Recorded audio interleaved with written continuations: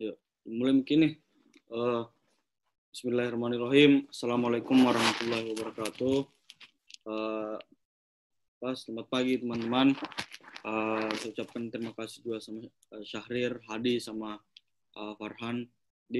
Saya ini mahasiswa Fakultas Kedokteran Universitas Muhammadiyah angkatan 2017, sedang menjalani blog kedokteran komunitas dan ada tugas clinical skill lab untuk edukasi. Jadi saya ambil tema itu edukasi untuk persoalan PSBB, pembatasan sosial berskala besar sebagai strategi penekanan persebaran COVID-19. Mungkin seperti itu. Jadi yang pertama itu di slide ini tuh saya jelaskan mengenai pendahuluan lah istilahnya. Pendahuluan. Nah ini tidak bisa kita pungkiri toh sekarang ini dunia di Indonesia ataupun bahkan di seluruh dunia sekarang kita lagi ada virus yang namanya corona. Nah ini awal kemunculannya ini pertama kali itu di provinsi Wuhan, Cina. Nah ini awal kemunculannya virus corona ini dia seperti menyamai beberapa penyakit ataupun gejalanya itu kayak pneumonia, kemudian flu, demam, kemudian juga ada kalau dia berat dia kayak batuk nih, sesak nafas dan juga tidak nafsu makan. Nah ini gejalanya semakin sampai hari ini pun makin bertambah istilahnya begitu gejala-gejala dari corona ini. Nah ini corona juga penurunannya itu cepat dia tersebar, makanya kalau mungkin juga teman-teman tahu sekarang orang yang kasus aktif itu corona di seluruh dunia sudah melebihi sudah hampir kalau tidak salah 5 juta lah di seluruh dunia. Nah ini kemudian ini sebenarnya WHO juga melihat kondisi itu tepat tanggal 11 Maret 2020 dengan segala pertimbangan dan penelitiannya dan pengkajiannya, WHO itu menetapkan kalau virus corona ini sebagai pandemik gitu.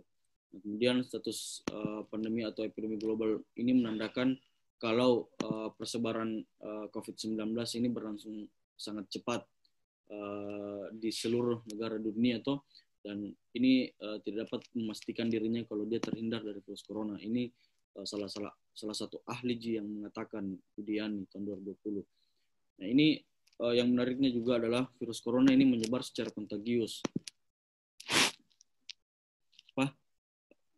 Kedengaran di suaraku? Tes. Kedengaran. Ya, jadi virus corona ini menyebar secara kontagius. Nah, istilahnya ini mengacu pada infeksi yang menyebar secara cepat dalam sebuah jaringan seperti bencana atau flu ini menurut Lochar dalam Mona 2016. Kemudian asal usulnya ini makanya pada tepat tanggal 30 Maret kalau saya tidak salah 2020 itu kan kasus pertama di Indonesia itu Maret kalau tidak salah. Nah, ini melihat juga WHO sudah mengambil tindakan atau menetapkan sebagai pandemik. Nah ini pemerintahnya kita yang diwakili sama Presiden Jokowi mengambil sikap begitu untuk menghadapi COVID-19 ini dengan cara mengadakan konferensi pers dan kemudian menentukan kebijakan apa yang diambil, yaitu PSBB. Definisi PSBB ini mungkin teman-teman juga sudah pernah dengar. Ini pembatasan sosial berskala besar, adalah pembatasan kegiatan kegiatan tertentu penduduk dalam suatu wilayah yang diduga terinfeksi COVID-19 demikian rupa untuk mencegah kemungkinan penyebaran corona virus disease 2019. Nah ini menurut definisi undang-undang sih, ada peraturan pemerintah memang kalau tidak salah PP nomor 21 bentar ada. Nah ini urgensinya sebenarnya. Nah, ini untuk ya pasti untuk memutus mata rantai penyebaran virus corona karena kan persebarannya itu juga sangat cepat gitu. Nah, kemudian untuk PSBB ini sendiri harus didasari dan kesadaran masyarakat gitu untuk melakukan social distancing, tidak berkumpul ataupun tetap menjaga jarak. Kemudian tetap mematuhi protokol kesehatan yang ada ketika berada di luar rumah. Ini sudah dibikinkan regulasi sama pemerintah untuk persoalan protokol kesehatannya. Nah, ini tujuannya pasti nih untuk mencegah kemungkinan penyebaran COVID-19. Nah, ini memang tujuan PSBB ini ya pasti secara umum dan terutama pasti untuk persoalan ini. Kemudian kriterianya, jadi ada kriteria untuk kita suatu wilayah itu melakukan PSBB. Jadi tidak semua orang atau wilayah bisa mengajukan begitu.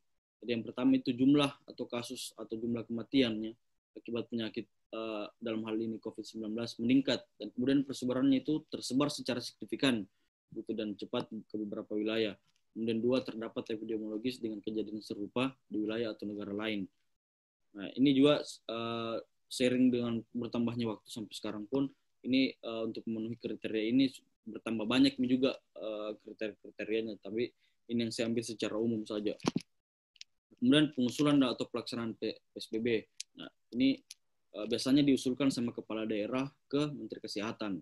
Nah, kemudian Menteri Kesehatan tidak serta-merta juga mengambil keputusan sendiri, tapi dia harus ambil pertimbangan dengan di Ketua Pelaksana Gugus Tugas. Karena kan ada itu yang dibentuk sama pemerintah toh. Ini mereka juga yang bikin pertimbangan, kasih pertimbangan ke Menteri Kesehatan gitu. Kemudian pembatasan ruang lingkup. Nah, ini item-item dari PSBB itu sendiri. Jadi apa-apa saja yang dibatasi, ini peliburan sekolah dan tempat kerja. Dan mungkin kita juga sesama mahasiswa merasakan. Kemudian pembatasan kegiatan keagamaan. Ini secara keseluruhan sebenarnya ini secara kuantitas lah gitu, agar orang tidak berkumpul banyak tuh, akan transportasi saja dibatasi begitu orang di dalamnya. Jadi biasanya kita bicara tentang kuantitas jumlah orang yang ada di item ini gitu. Nah, kemudian dasar hukum dan regulasinya. Jadi dia diatur sama Undang-Undang Nomor 6 Tahun 2018 tentang kekarantinaan kesehatan gitu. Kemudian dengan berlandaskan undang-undang ini, pemerintah ambil kebijakan keluarkan peraturan pemerintah nomor 21 tentang PSBB dalam rangka percepatan coronavirus. Nah, kemudian regulasinya juga diatur. Jadi bukan cuma dasar hukum, tapi kita dibuatkan aturan ataupun regulasi gitu. Apa-apa itu PSBB, apa-apa isinya begitu. Bagaimana kita melaksanakan PSBB, ini diatur juga di Peraturan Menteri Kesehatan Nomor 9 Tahun 2020 tentang pedoman gitu PSBB dalam rangka percepatan coronavirus disease. Kemudian juga ada peraturan pemerintah pengganti undang-undang Perpu tentang penggunaan keuangan lah istilahnya dalam menghadapi pandemi COVID-19. Jadi kita dibuatkan regulasi juga. Nah, kemudian, ini salah satu contoh PSBB ini di Makassar. Nah, ini PSBB di Makassar ini terlama sebenarnya 17 April 2020. Nah, ini kita lihat nih, pelarangan kegiatan sosial dan budaya, pembatasan kegiatan sekolah dan ibadah, dan pembatasan transportasi. Nah, ada pun juga yang tempat-tempat usaha yang tidak diperbolehkan begitu ya untuk beroperasi. Nah, kan bisa memungkinkan untuk orang berkumpul banyak gitu. Ini kemudian pasti juga di beberapa daerah zona-zona merah yang lainnya atau bahkan zona hitam juga di wilayah yang lain pasti sudah merasakan juga PSBB. Ya mungkin itu sih dari saya teman-teman. Kalau misal ada yang mau dipertanyakan silahkan. Kalau tidak ya saya tutup. Ada yang mau bertanya?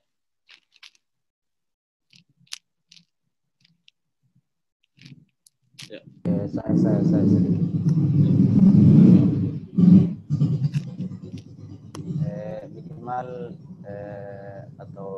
Minimal paling itu PSBB dilakukan minimal berapa kelamaannya? Ya, saya jawab ya. Ini saya lihat fenomena yang ada ya, beberapa kebijakan yang diambil sama beberapa pemerintah atau beberapa kepala daerah itu biasanya mereka berlakukan itu minggu begitu. Jadi dia tidak diambil patokan 1 minggu, 2 minggu. Jadi tidak melakukan PSBB selama berhari-hari. Tapi biasanya kalau dia sudah melaksanakan 1 minggu, ini 1 minggu, kemudian tidak ada perubahan, istilahnya tidak ada efek dari penekanan percepatan corona ini, biasanya mereka tambah lagi ya, tergantung sih dari zona wilayahnya begitu, apakah dia zona merah, zona kuning atau bahkan zona hijau. Jadi mereka tergantung sih ini, dan mereka pasti juga lihat kondisi dari masyarakatnya itu sendiri, apakah mereka mampu untuk mematuhi protokol kesehatan, mematuhi semua aturan-aturan atau regulasi yang dibuat pemerintah. Ya kalau mereka rasa perlu untuk diberlakukan PSBB dengan jangka waktu tertentu, itu mereka biasanya berlakukan entahkah itu 1 minggu, 2 minggu. Tapi dari sampai hari ini kebijakan yang banyak diambil itu 1 minggu atau 2 minggu. Bahkan setelah 1 minggu itu habis masa jangka waktu PSBB-nya, kepala daerah itu lanjut lagi karena mungkin tidak ada mereka mungkin lihat ini efektif untuk dilakukan, makanya mereka tambah lagi. Mungkin itu dari saya sih. Ya mungkin itu saja ya dari saya teman-teman. Saya ucapkan terima kasih atas waktu dari teman-teman. Saya juga mohon maaf apabila ada salah-salah kata.